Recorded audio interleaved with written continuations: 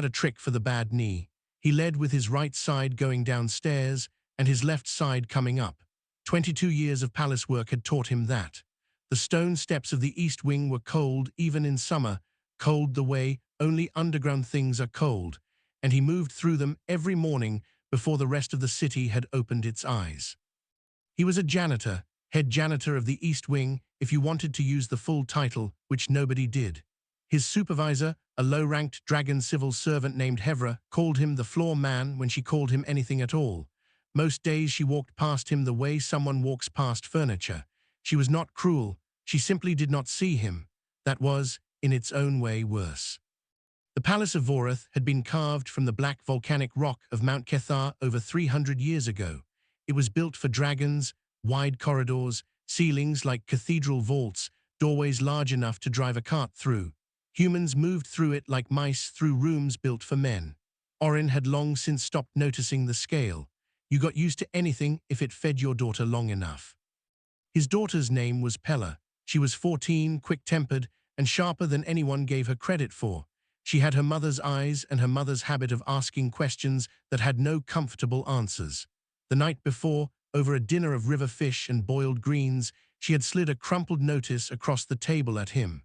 Imperial Academy, open examination season, humans need not apply. She had not said anything. She did not need to. He had set it down and kept eating, and she had watched him with the particular patience of someone waiting to see if he would disappoint her. He had disappointed her. He said nothing. He cleaned up the plates. She went to her room. He thought about it all the way up the stairs the next morning, with his right side leading. The East Wing smelled like wax and stone dust, and something faintly burnt, always something faintly burnt, in a palace full of dragons. Orin moved through his morning routine the way he had 10,000 times before. Torch brackets re-wicked, floor stones scrubbed in the old pattern so the joins did not stain, the window ledges along the outer corridor cleared of the fine black ash that the mountain left on everything. He did it without thinking, which meant his mind stayed with Pella and the crumpled paper and the question she had not asked out loud, but asked nonetheless every day she woke up in the lower city while the Imperial Academy sat on the hill above her. At mid-morning, Hevra appeared at the end of the corridor with a scroll. She handed it to him without greeting. New assignment, starting tomorrow. His crew was being transferred to the Royal Education Hall for the week, stone polishing before the winter diplomatic season. She was already walking away before she finished explaining. Orin looked at the scroll. Royal Education Hall, the wing where the dragon children were tutored. He had never worked there. In 22 years, that section had always been someone else's territory. He tucked the scroll into his apron and kept mopping. In the afternoon, on his walk home through the lower city, he passed the burned warehouse near the riverbank. It had been that way for 3 months. A dragon official had misjudged a landing, dropped sparks on the roof, and the whole thing went up in an afternoon. No one was inside. No one was compensated. You did not file claims against dragons. The owner, a human grain merchant named Dos, had quietly taken his family upriver and not come back. The hollow frame of the building was still standing. Someone had chalked a door on the scorched wood as a joke or a grief, and the rain had not yet washed it off. Orin stopped and looked at it for a moment. He had told Pella once, she must have been 8 or 9, that the Empire was fair, it just moved slowly. That things were getting better, just quietly. He had believed it when he said it, or he had wanted to believe it, which was not the same thing but felt similar at the time. He was not sure he could say it now and keep a straight face. At home, Pella was at the table with a stack of books she had borrowed from the chandler's wife on the next street, who had been educated before the laws tightened. Pella did not look up when he came in. She was reading about water systems, how the old empire had built its aqueducts, the mathematics of pressure and flow. Her handwriting filled the margins of every page she owned. He made dinner. She ate while still reading. He watched her across the table and felt something that was not quite pride and not quite grief, but lived in the space between the two. "I got a new assignment," he said. "Royal Education Hall." She looked up then. "Be careful," she said. It was not a warning about physical danger. He knew that. She meant something harder to name. Be careful of wanting something from a place that had decided you were worth nothing.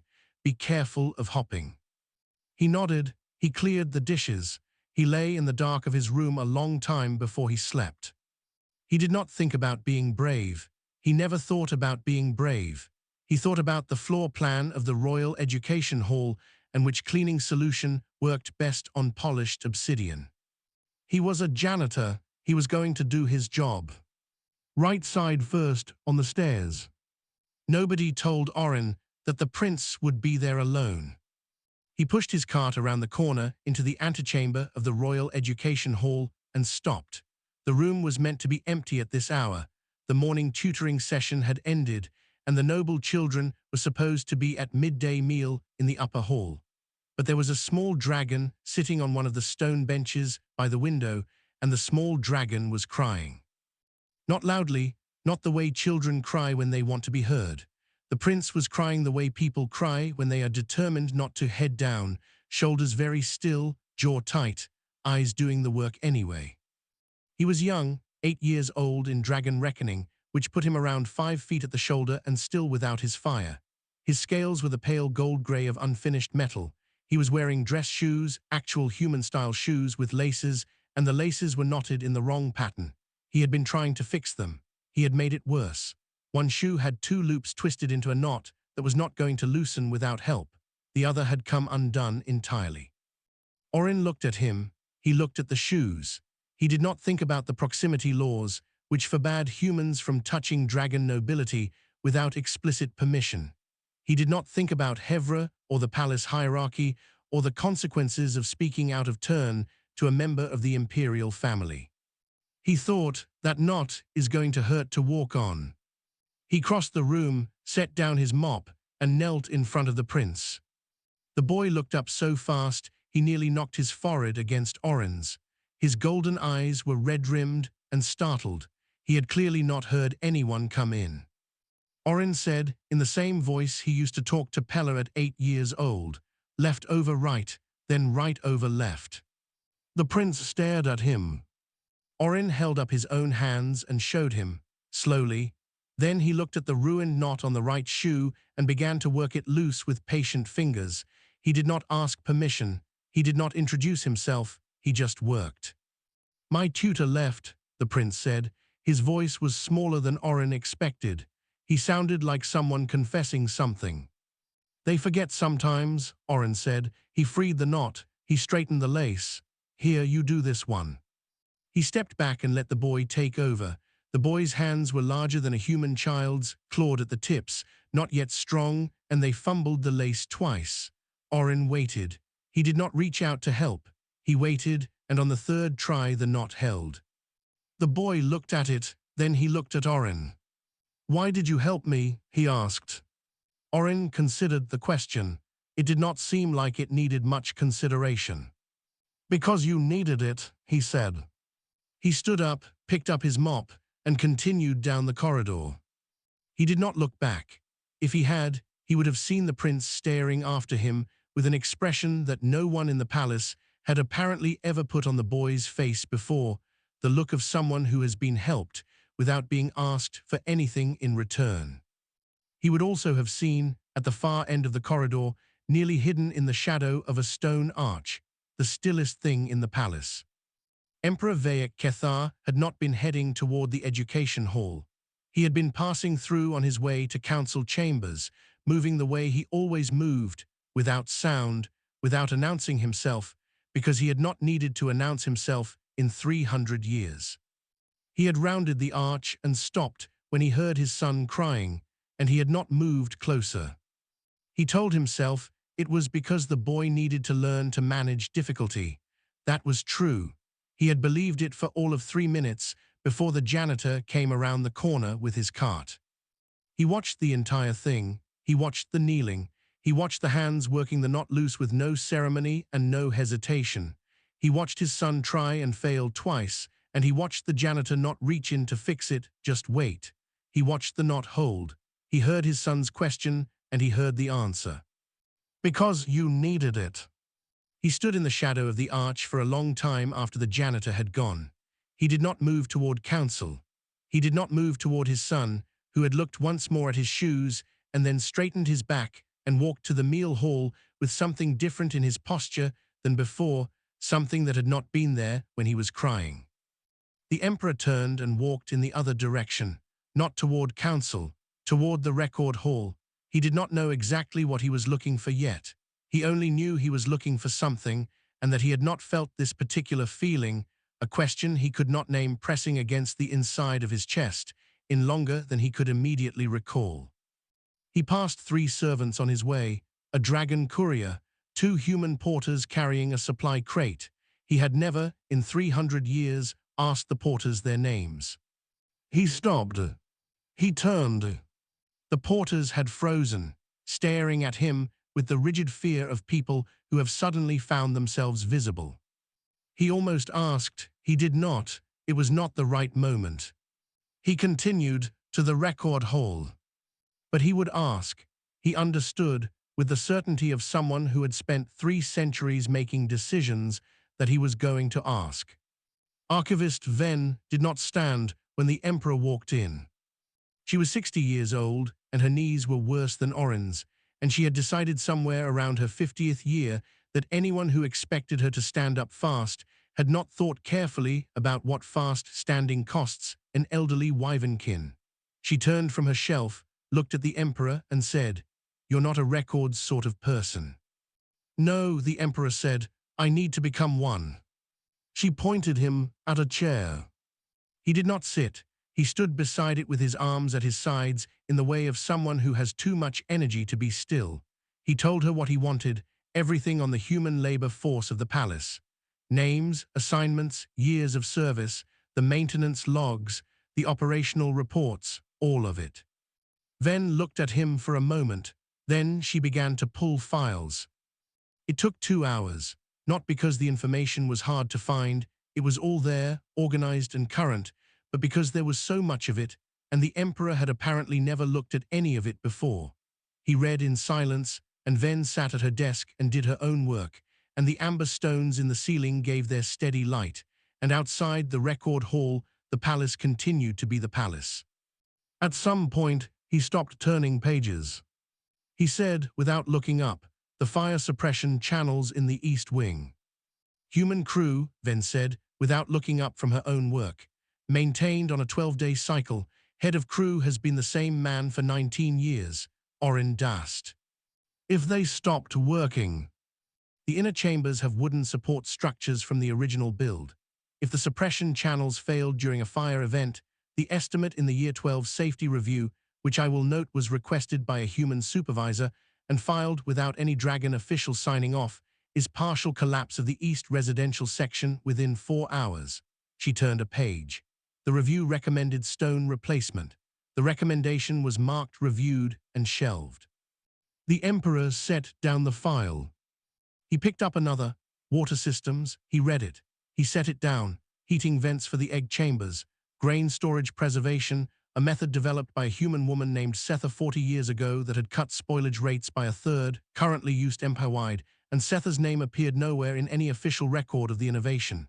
Courier networks, canal maintenance, the harbor chain at the southern port, inspected every season by a team of 8 humans paid in basic ration vouchers. He stood in the record hall until Ven lit the evening candles. Then he put on a traveling cloak and walked out of the palace without telling anyone where he was going.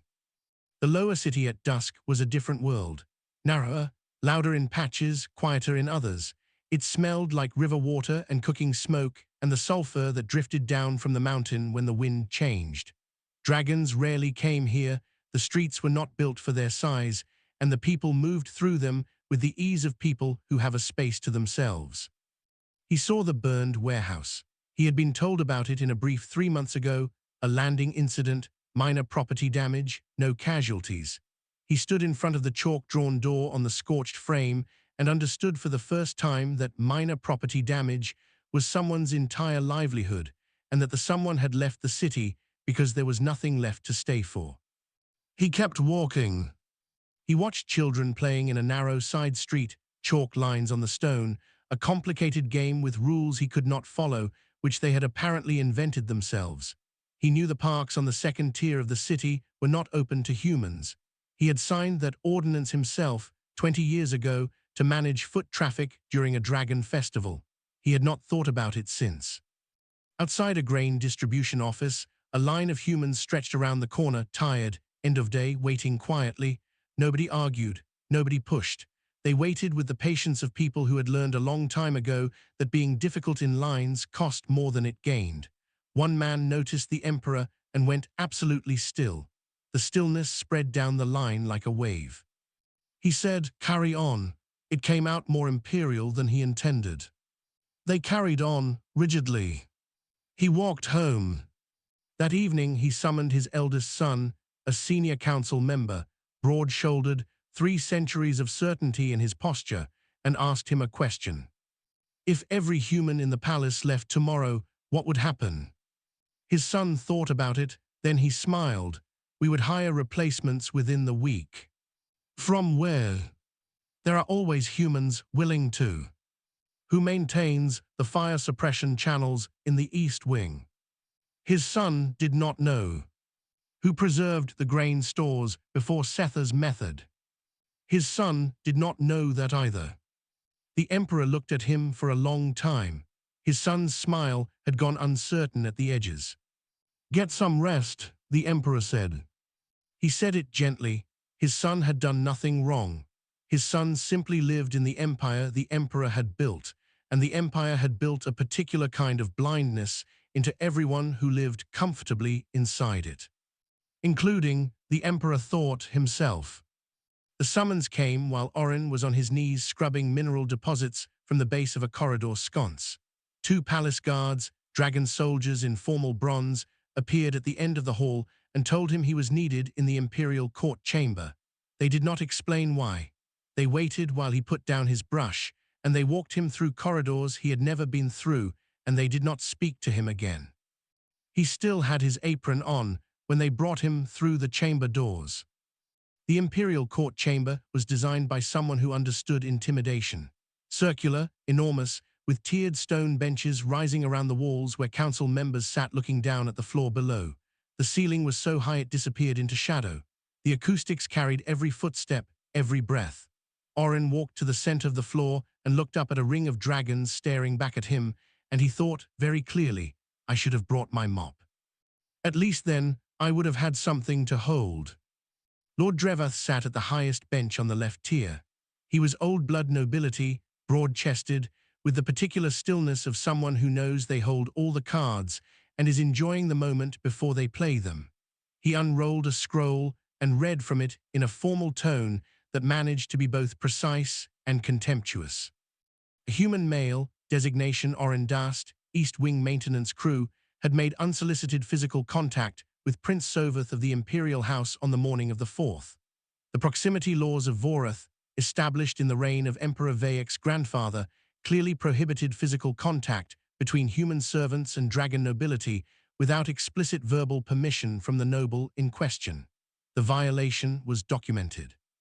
The penalty under law was exile from the city or branding at the wrist, the noble's choice of enforcement.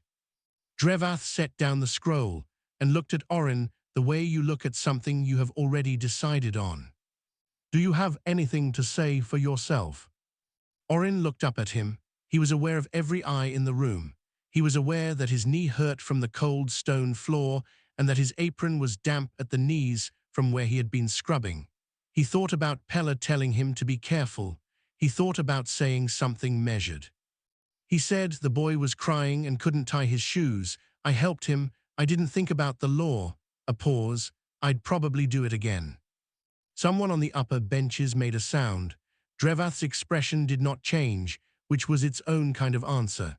He began to speak, formally, unhurriedly, about the necessity of law, about the precedent of the proximity statutes, about the importance of maintaining order between the species. A voice cut through the chamber. He helped me. Every head turned. Prince Sovath was standing up from his seat in the noble gallery, which was something that did not happen. Dragon children did not stand and interrupt council proceedings. The other young royals around him had gone completely still. His older siblings looked at him with an expression that said, do not, absolutely do not. He did not sit back down. I asked him why, Vorath said. His voice was not loud, but the acoustics carried it. He said, because you needed it. That's not a crime. That's what you're supposed to do. Vorath turned to the prince with the expression of a man who has great experience managing inconvenient sentiment.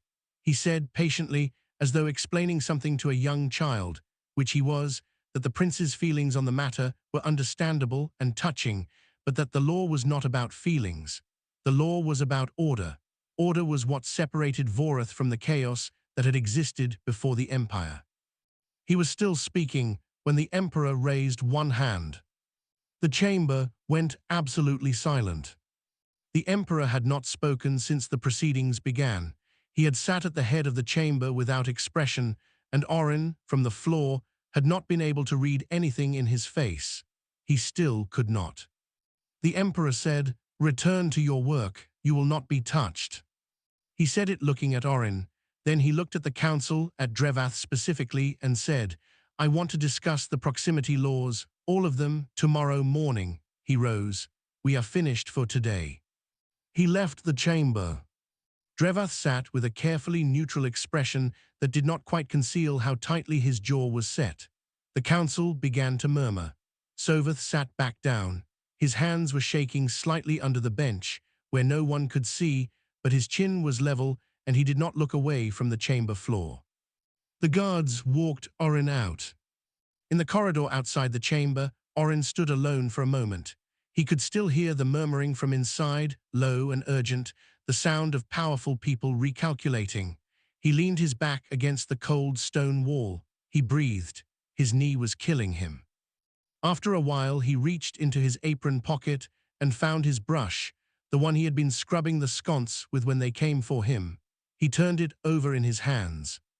Then he walked back to the east wing. The sconce wasn't finished. The mineral deposits came back fast if you left them half done. He got back on his knees and kept working. 3 things happened the morning after the trial, and not one of them made the official court record. The first was that Vorath arrived early to council chambers and spent an hour speaking quietly with 4 other council members before the Emperor arrived. Orin did not know about this. He was below the palace in the fire suppression tunnels, which were narrow stone passages running beneath the east wing, hot from the geothermal rock, smelling of mineral water and old ash. He went in with a lamp and his tools because a section of the main channel showed a hairline fracture along the joint where 2 stones met. He had reported it through the formal maintenance channels 4 days ago. The report had not been answered. He fixed it himself.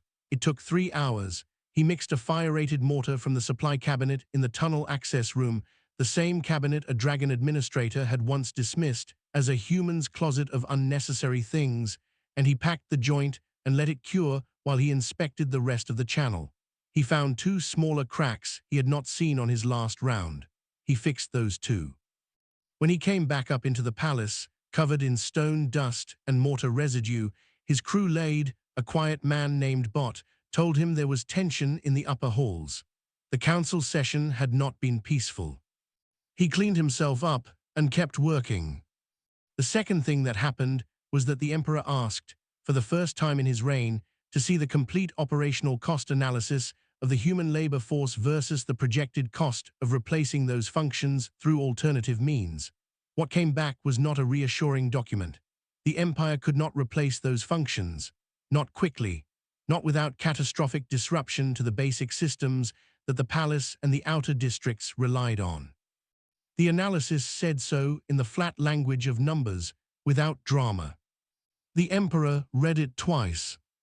The third thing was that Pella arrived at the palace's service entrance at midday because Orin had quietly arranged a short apprentice labor visit, a legitimate classification under the labor code, though almost never used. She had her father's letter and a calm expression.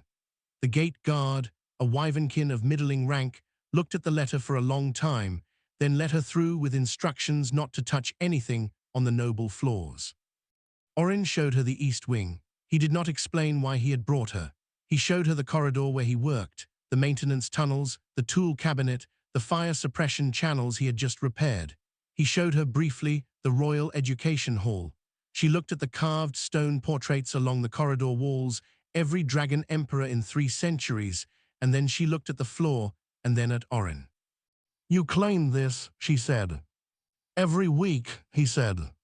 She was quiet for a moment. They walked past it without looking. He said nothing. "But you still do it right," she said. He said, "Pella, the floor either gets cleaned or it doesn't. What the people walking on it think doesn't change the job." She looked at him with that look she had, the one he could not always interpret, somewhere between frustration and something that was not yet ready to be named as pride. The council session was, by the account of everyone who attended, uncomfortable. The emperor did not come in making declarations. He sat down and began asking questions. He went around the chamber, member by member, and asked each one to tell him, specifically, what the human population of Vorath contributed to the function of the empire, not philosophically, not in general terms, specifically. The answers were imprecise, gestural, words like labor and maintenance and necessary roles.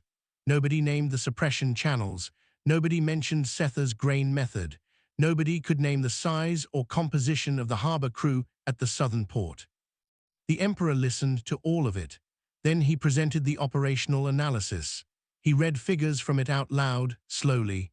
He named Orin Dast as head of the crew responsible for preventing the collapse of the East residential section. He said, "We have called this smallness. I am reconsidering the word." Drevath said carefully that acknowledging utility did not require restructuring law, that utility and dignity were separate questions, that the hierarchy of Vorath had kept the peace for 300 years. The emperor said, "The hierarchy was built by those who came before me. I intend to outlive it." Nobody spoke. After the session, Orin walked Pella back to the service gate. She said nothing for most of the walk. At the gate, she stopped and looked back at the palace, the black volcanic stone of it against the gray winter sky. She said, "What happens now?" He said he did not know. He said things moved slowly. He almost added something about patience, but he remembered saying that before and how it had felt in his mouth, and he stopped himself. What he said instead was, "Things are moving, that's different from standing still." She looked at him. She nodded once, the way she nodded when she was deciding to believe something. She walked home. He went back to the suppression tunnels to check if the mortar had cured. It had. The summons came 3 days later, on a morning when the mountain was doing what it did sometimes in winter, releasing a low Kulklus fog that turned the city soft and grey. Arun was rewicking torches on the upper corridor when a palace runner, young and clearly nervous, appeared and handed him a sealed letter with the imperial mark pressed into the wax. He read it twice, standing in the corridor with a half-used wick in his other hand. Personal summons, High Terrace, Sunrise, the Emperor. He showed it to Palla that evening. She read it without expression. Then she looked up and said, "Go." He said he was not sure what it meant. She said, "It means he sees you. That's the beginning." He slept badly and was at the palace 2 hours before sunrise. The high terrace was reached by a guarded lift, a stone platform on chains, built decades ago for the benefit of human staff who occasionally needed access to the upper levels. The guard who operated it did not speak to him. The lift moved slowly, grinding upward through the mountain's core, and when it opened, the cold hit him first, sharp and clean and total. He stepped out onto flat black stone above the clouds and stopped. The city of Vorath was laid out below him, all of it. Every tier, every street, the river like a dark ribbon through the lower districts, the farmlands beyond the walls turning white at their edges with the first frost, the distant mountains that marked the border territories still dark against a sky that was just beginning to show the difference between black and grey. He had cleaned the palace for 22 years and never known this existed. The emperor was already there, standing at the edge of the terrace with his back to the lift. He did not turn immediately. They stood in the cold and the early light for a moment, both of them looking at the same view. Then the emperor turned and said, without any formal greeting, I have ruled this empire for 300 years. I have never kneeled. Arun did not know what to say to that, so he said nothing. You knelt for my son, the emperor said, not in submission, to help him stand. A pause, the fog moved below them. Somewhere in the city, a bell was beginning to sound for the morning market. I want to understand what that costs a man, the emperor said, being the one who kneels. Arun thought about it. He thought about the stairs and the bad knee and Pala's mother's eyes and the chalk door on the burned warehouse and 22 years of floors. He said, it doesn't cost anything when you do it for the right reason. He tried to find better words. He said he had been kneeling his whole life, scrubbing, fixing, carrying, and it had never felt like surrender. It felt like the job. He said the work itself did not humiliate him. What humiliated him was being invisible while doing it. The problem was not the kneeling. The problem was who got to decide what the kneeling meant. The emperor was quiet for a long time. Then he said that he could not change 300 years of law in a single morning. The proximity laws would not fall by decree, not without fracturing the council, and a fractured council meant instability, and instability in Vorath meant the humans of the lower districts would suffer first, as they always had. He was not making excuses. He was describing the shape of what was possible. But two things would change, beginning that day. The first, all Lubke reports from human maintenance crews would now route directly to his personal office. No more reports lost on an administrator's desk. No more hairline fractures left 3 days without a response. The second, the exclusion of humans from the Imperial Academy would face a formal review. He made no promise about the outcome. He said only that the review would be honest. Arun looked out at the city. He said, then we'll keep the floors clean until it is. The emperor looked at him. Something shifted in his face, not quite a smile, but related to one. 2 weeks later, on a cold morning in the river market, a prince walked among the human stalls for the first time in the history of the empire. Savath moved carefully, with a dragon escort at a respectful distance behind him, and looked at everything with wide eyes, the bread stalls, the cloth merchants, the children's chalk games drawn on the stones. One of the children asked if he wanted to play. The escort went rigid. Savath looked at them, looked at the child, and sat down in the street. From the edge of the market, Pala watched him. She watched him learn the rules of the chalk game badly and try again and get it slightly less wrong. She watched the escort look profoundly uncomfortable and say nothing. She turned and walked home. On the table in their room, a scholarship application was waiting. The review had been announced the morning after Arun's visit to the terrace. She had read every line of the announcement. She had already filled in her name. She sat down, picked up her pen, and began on the section marked relevant knowledge and experience. She wrote for 2 hours without stopping. Outside, the fog was lifting.